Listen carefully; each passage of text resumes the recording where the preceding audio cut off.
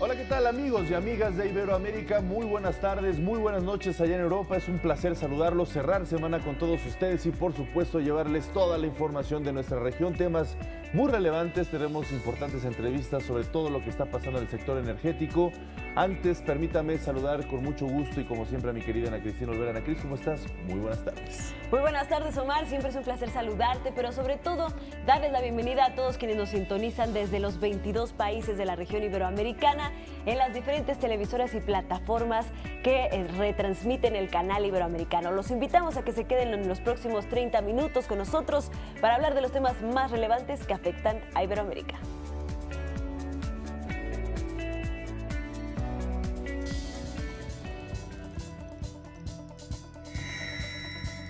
La Organización de Países Exportadores de Petróleo acuerda un pacto tentativo para reducir la producción de crudo. En nuestro reportaje especial hablaremos sobre el Pacto para la Migración Segura, Ordenada y Regular que promueven las Naciones Unidas. La población de Cuba a partir de hoy ya tiene acceso a Internet móvil. La Organización de Países Exportadores de Petróleo, la OPEP, se reunió en Viena, Austria, donde se acordó un pacto tentativo para reducir la producción de petróleo. Con esta medida se pretende detener la caída de los precios del crudo en el mercado mundial. Para que se cumpla este objetivo, la OPEP espera llegar a un acuerdo el día de mañana con sus aliados externos como Rusia, Omán y Kazajistán, mismos que abarcan casi el 60% de la producción global de este hidrocarburo. Esperamos llegar a un acuerdo en el que todos los productores contribuyan con un corte igualitario en general. Hasta ahora, de mis consultas con los colegas, no hemos llegado a eso. Se espera que con esta medida se disminuya la producción de petróleo conjunta entre 1 millón y 1,5 millones de barriles al día. Y precisamente para profundizar en este tema y también sobre el posible pacto al que podría llegar en la OPEP, agradecemos mucho, nos tome la llamada el doctor Gregorio Vidal del Departamento de Economía de la Universidad Autónoma Metropolitana de México, en la unidad Iztapalapa de esta universidad.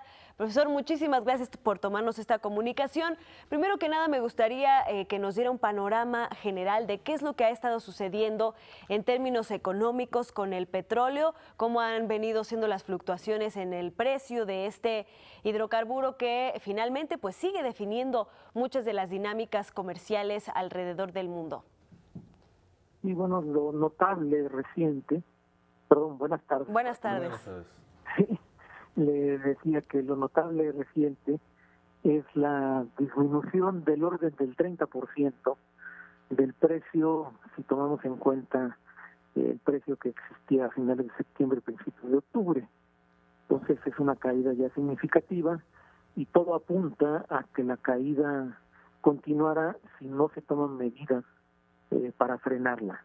Y es claro que en el caso de una importante cantidad de países, no solo los nucleados en torno a la OPEP, sino algunos otros más, se trata de un bien importantísimo que impacta seriamente en el funcionamiento de sus economías, incluso impacta también en el funcionamiento de la economía mexicana. Entonces es en ese contexto que se está realizando la reunión.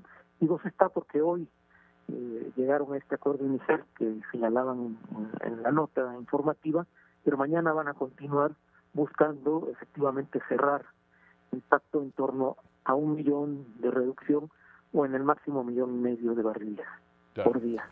Claro. Me da mucho gusto saludarlo también, profesor. ¿Cuáles son los factores principales que han ido impulsando hacia abajo los precios del barril de petróleo? No hace muchos años el barril de petróleo se llegaba a cotizar hasta los 100 pesos, 80, 90, 100, perdón, dólares por barril, pero hemos visto estas caídas estrepitosas en quizá la última década.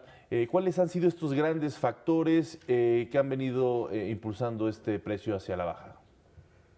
Bueno, creo que hay un tema de aparición de producciones no contempladas en el pasado y el manejo de este hecho en los mercados financieros.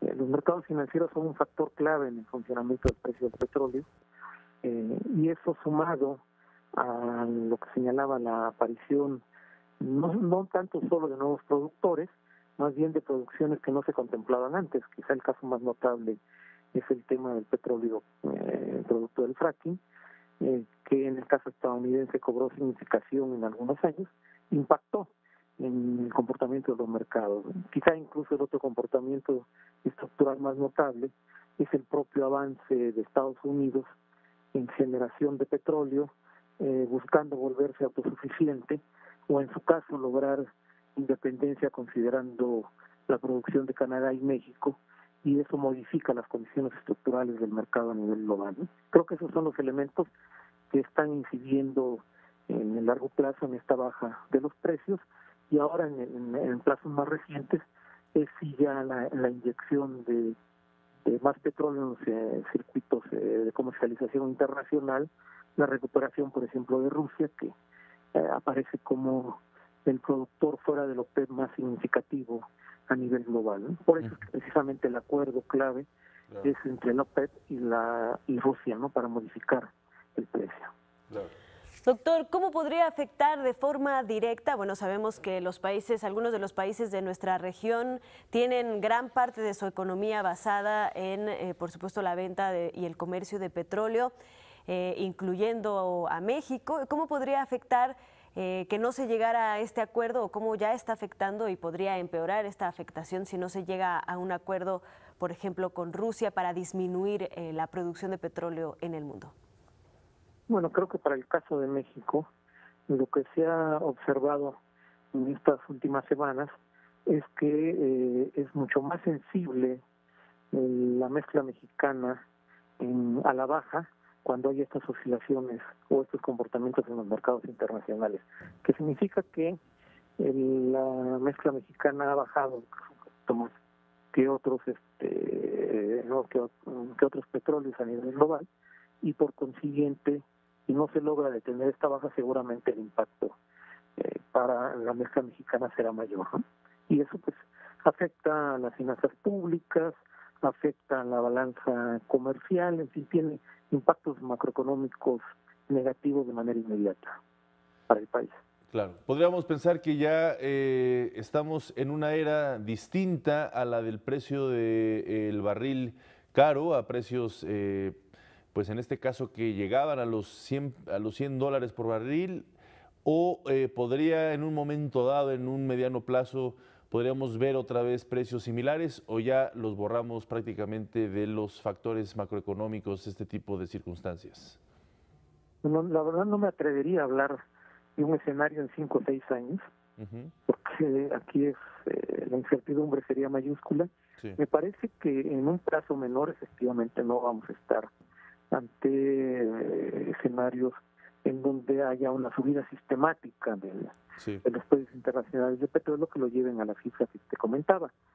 Hay que considerar en todo caso pues, otros precios en el orden de los 60, 70 dólares por barril, que es ya uno de los precios que de alguna manera se estaría buscando como estable para un funcionamiento, sobre todo 70 dólares de un funcionamiento a mediano plazo, ¿no?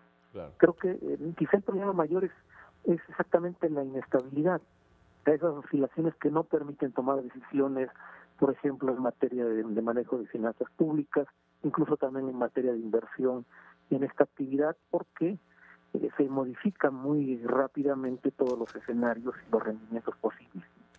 Claro, pues doctor Gregorio Vidal, del Departamento de Economía de la Universidad Autónoma Metropolitana de México, le agradecemos mucho que nos haya ayudado a entender lo que está sucediendo en esta reunión de la OPEP, y pues estaremos muy pendientes en las próximas horas de qué es lo que sucede y pues cómo se va manejando y afectando a las distintas economías del mundo, pues la producción de crudo, de petróleo, también en el resto de los países que se dedican a esta labor. Muchísimas gracias, un fuerte abrazo. Muchas gracias y buenas tardes. Bueno. Vamos a otros temas. En el marco del Foro Mundial sobre Migración y Desarrollo que comenzó ayer, esta semana le hemos presentado una serie de reportajes sobre los fenómenos migratorios en todo el mundo. En esta entrega y última entrega conoceremos en qué consiste el Pacto Mundial sobre Migración.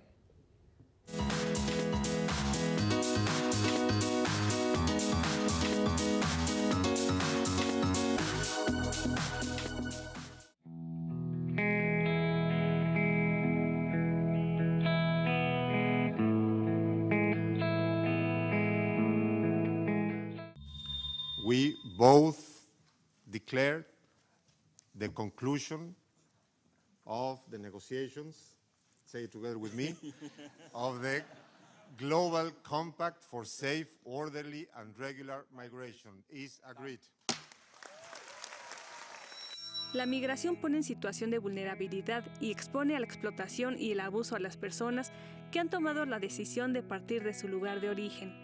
Desde 2016, en la Declaración de Nueva York sobre refugiados y migrantes, la Asamblea General decidió desarrollar un pacto mundial para establecer una migración segura, ordenada y regular. Of what we have achieved. We have reached an agreement. And I think it is important to be very clear on what this agreement is and what it is not. The reality is that migration is here. It has been here for centuries, and it will be here for centuries more. And this agreement addresses this reality and offers the way how to deal with it. Este pacto tiene su origen en la Agenda 2030. Se rige por un conjunto de principios como promover el bienestar de los migrantes y miembros de las comunidades en los países de origen, tránsito y destino. Requiere la cooperación y diálogo internacional, regional y bilateral. El Pacto Mundial reafirma y respeta el derecho soberano de los Estados a determinar su política nacional de migración. Se asegura el respeto de los derechos humanos en todas las etapas de la migración y se defienden los principios de no regresión y la no discriminación. Como una consideración primordial, se presta mayor atención a la situación de los niños, acompañados o que transitan solos. El Pacto para la Migración Segura, Ordenada y Regular consta de 23 objetivos, entre los que se enuncia reducir al mínimo los factores adversos que obligan a las personas a abandonar su país de origen, proporcionar el acceso a los servicios básicos para los migrantes, eliminar todas las formas de discriminación y promover el debate público basado en la evidencia para moldear las percepciones de la migración.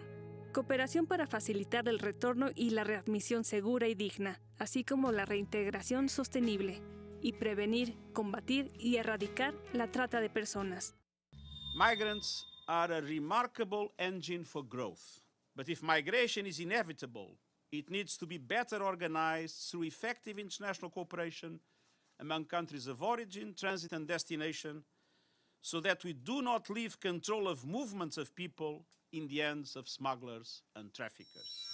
Un aspecto que ayudaría sin duda a tener mayor seguridad en cuestión de migración sería el estar mejor informados y comprender los riesgos de cambiar de país. Estudiar la cultura a la que viajarán, poder visualizar si se tiene la capacidad de adaptarse a ella. Sin embargo, Suiza, Hungría, Austria, Australia, Polonia, Israel, la República Checa, Italia y ahora República de Eslovaquia, Bulgaria y República Dominicana han expresado su desacuerdo y no firmarán el Pacto para la Migración. Además de Estados Unidos, que se desmarcó del proceso a finales de 2017. Pacto para la Migración Segura, Ordenada y Regular se llevará a cabo este 10 y 11 de diciembre en la ciudad de Marrakech, Marruecos. Para Iberoamérica al Día, Sharon Smock.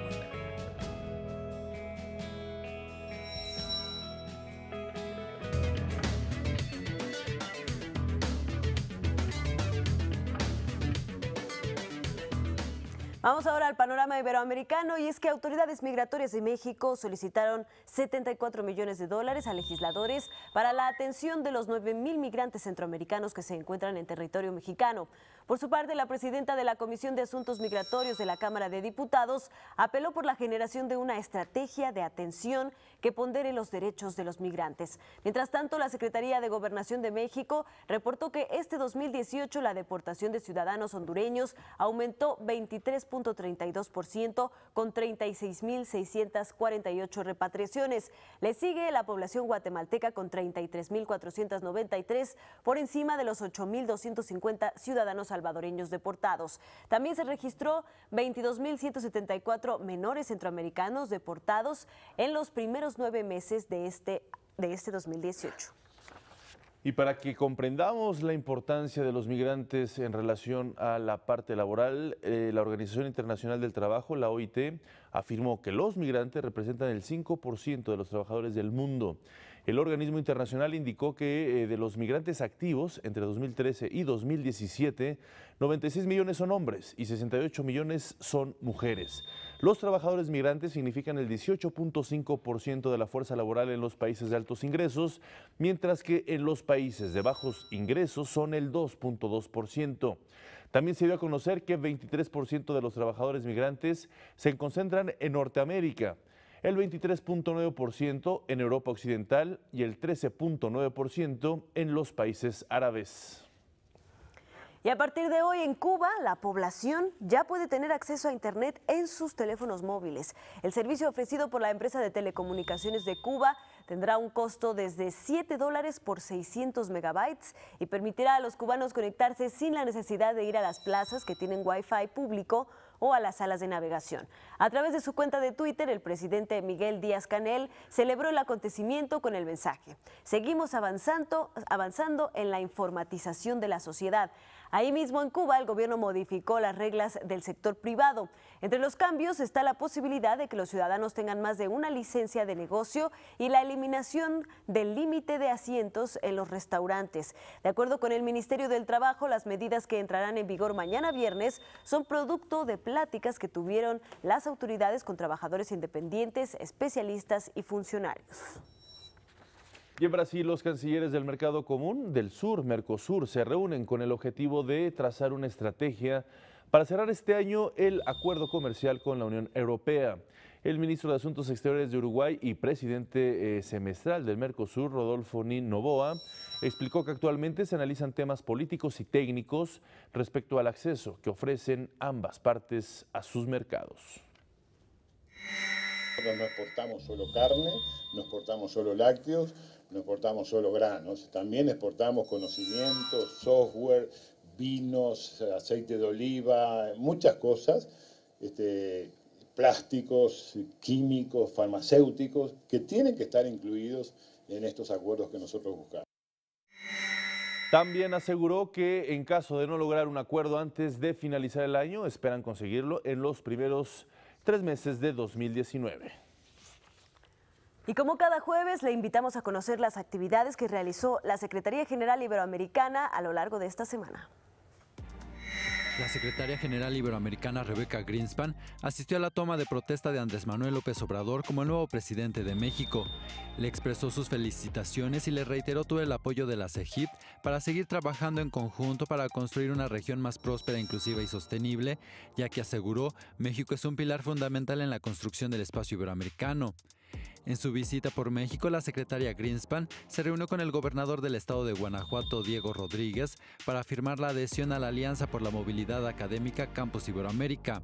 A través de la firma de este acuerdo, el estado de Guanajuato tiene la oportunidad de posicionarse como un emisor y receptor de estudiantes, investigadores y profesores altamente competentes en diversas iniciativas de educación internacional, con capacidad intercultural de desempeñarse como ciudadanos globales comprometidos con su entorno social local. Al día de hoy se han incorporado a la Alianza por la Movilidad Académica 55 organismos de los 22 países iberoamericanos, los cuales representan a más de 800 universidades y otras instituciones de la región, así como a un número muy significativo de empresas de distintos países. Gracias al apoyo de la CEGIP se une a la Biblioteca Digital del Patrimonio Iberoamericano un nuevo participante, la Biblioteca Nacional Pedro Enrique Sureña de República Dominicana. Con esta incorporación, la Biblioteca Digital del Patrimonio Iberoamericano alcanza la cifra de 17 miembros. Esta biblioteca, fundada en 1971, es uno de los pilares del Sistema Nacional de Cultura de República Dominicana, la institución encargada de preservar el patrimonio cultural bibliográfico nacional. En los últimos años se ha dado un gran impulso a diferentes proyectos de digitalización, poniendo a disposición de los usuarios más de 640,000 imágenes de documentación digitalizada que pueden ser consultadas a través de Internet. Para Iberoamérica al Día, Guillermo de Gante. Y durante la Feria Internacional del Libro de Guadalajara, el encuentro literario más importante de Iberoamérica, tuvimos la oportunidad de platicar con Zairi Karp. Ella es directora de la editorial universitaria de la Universidad de Guadalajara. Amigos del canal Iberoamericano y de Iberoamérica al Día, me da muchísimo gusto saludarlos. Nos encontramos en el marco de la Feria Internacional del Libro de Guadalajara, pero además pues estoy platicando aquí, me da muchísimo gusto saludar a Sairi Karp.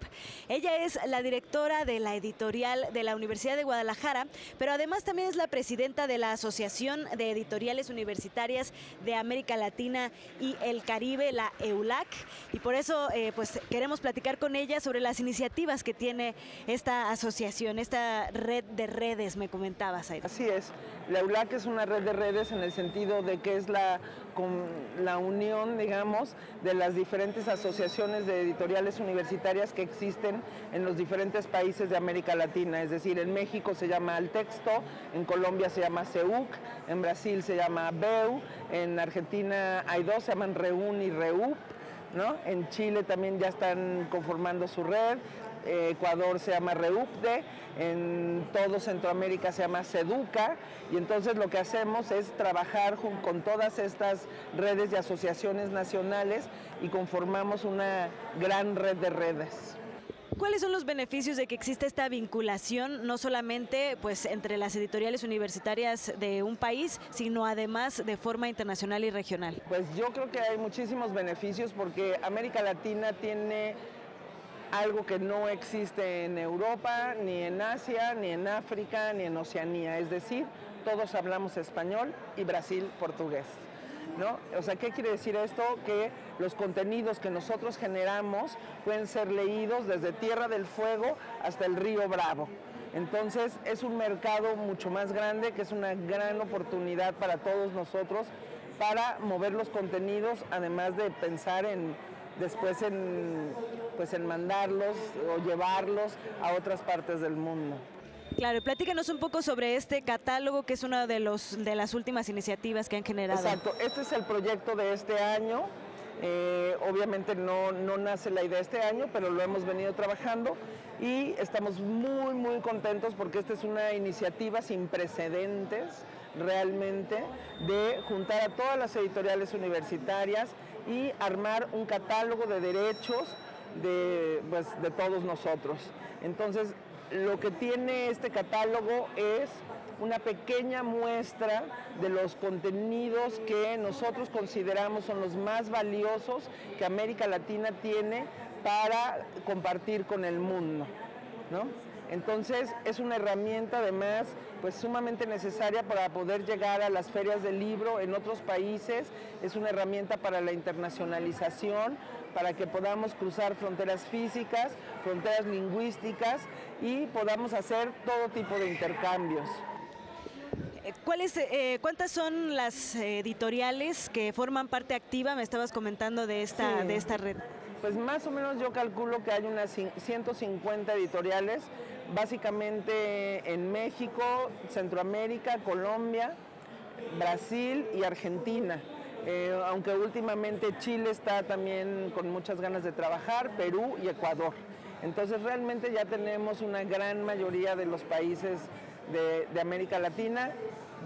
En la base de datos que tenemos son cerca de 400 editoriales, pero 150, digamos, son las que por lo general participan en todos los proyectos. Y en este catálogo, más o menos, ¿cuántas obras son de las que se están hablando e indexando? Pues este catálogo que lanzamos en esta feria, justamente, participaron 90 editoriales y logramos conjuntar cerca de 660 títulos, lo cual realmente es un gran logro, ¿no? Porque tú puedes, o sea, no solamente es un catálogo impreso, es una gran base de datos que la pueden consultar todos en la Catalat, Cata de catálogo, Lat de Latinoamérica.org. Entonces, en esta base de datos tú puedes decir, yo quiero saber qué publica Chile. Y entonces te aparecen las editoriales universitarias chilenas y te aparecen los títulos que producen estas editoriales que publican. También puedes decir, quiero saber qué se publica sobre antropología en toda América Latina. Puedes decir, puedes hacer búsquedas temáticas. ¿No? Exactamente. O puedes irte directo a la editorial de la Universidad de Guadalajara y saber cómo está constituido su catálogo, cuáles son sus fuerzas, qué es lo que realmente proponen y cuáles son los títulos. Y puedes también hacer búsquedas por autor, ¿no? Y en cuanto buscas al autor te dice de qué país es, qué libros tiene publicados, con qué editoriales. Entonces realmente es una herramienta insólita. O sea, llegamos a esta feria de Frankfurt pasada con este catálogo y la verdad es que no existe eso. O sea, no solamente catálogo de derechos de un grupo, digamos, de editoriales universitarias, sino ni siquiera si tú quisieras, por ponerte un ejemplo, saber comprar derechos de literatura mexicana, pues tienes que ir editorial por editorial para saber quién tiene y averiguar qué publica, ¿no? Y en cambio esto ya es una ayuda, digamos, para, ¿no? Claro. Bueno, pues enhorabuena por esta vinculación y además por estos esfuerzos para precisamente no solamente unirse, sino mostrarle al mundo lo que está generando la región. Y muchísimas gracias por esta entrevista. Muchísimas gracias a ti. Gracias. Y en Nicaragua inició el Foro Internacional de Televisión y Tecnología, donde se presentó por primera vez en ese país TV Morfosis. TV Morfosis es una plataforma que aborda los nuevos prototipos de la industria audiovisual a raíz del cambio tecnológico de nuestros días. Aquí participan los más reconocidos líderes de la televisión educativa y cultural iberoamericana, donde discuten los retos creativos de la era digital, así como otros temas de producción audiovisual, y por supuesto es organizado por la Asociación de Televisiones Educativas y Culturales Iberoamericanas. Existen muchas plataformas desde Facebook, Twitter, Instagram, para poder entender qué es lo que está necesitando el joven, el niño, el adulto, para poderle dar lo que necesita. De colaborar y de juntar a personas para que pensemos juntos cómo podemos hacer una mejor televisión. Pues interesantemente tú estuviste ahí, Ana Cris, así que bueno, pues este formato tan original y tan novedoso, bueno, pues habrá que darle seguimiento, ¿no? Recorre varias partes precisamente de Iberoamérica. Así es, va teniendo sede en donde están las más importantes televisiones educativas y culturales de toda Iberoamérica. Bueno, pues se nos terminó el tiempo, gracias por acompañarnos, pero antes de poner punto final, como es costumbre, Ana Cris, los dejamos con música, en este caso de... Esta vez nos despedimos con música del cantautor peruano Gianmarco y esto que se titula Tú no te imaginas. Hasta luego, nos vemos el lunes. Tú no te imaginas